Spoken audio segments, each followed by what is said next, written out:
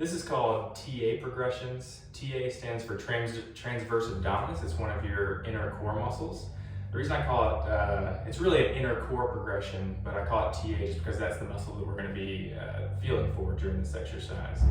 So you're going to be lying on your back with your knees up.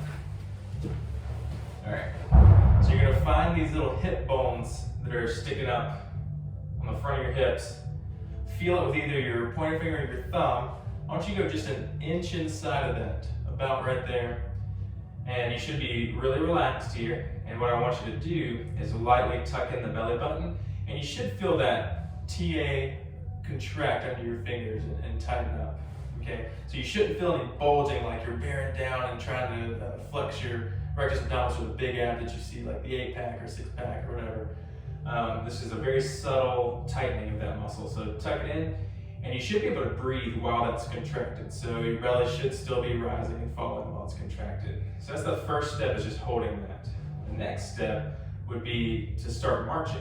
So goals for marching is you're going to keep this back flat on here, keep that TA contracted, make sure you breathe, keep the pelvis level, I don't want it rocking all over the place, and start to march with one foot up, the other foot up,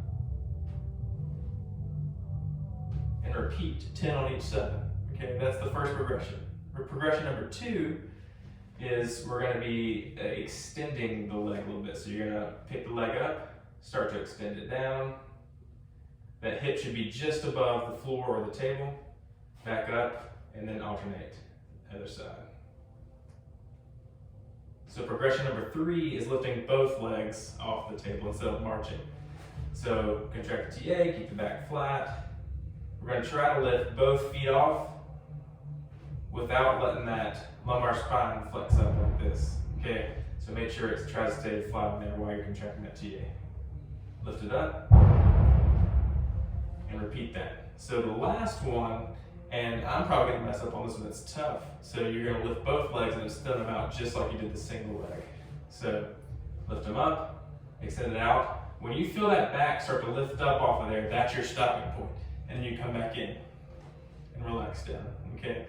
So that back should lift off there, get to the point where it's about to, and then you come back. And you can get better at it and go farther before it lifts up.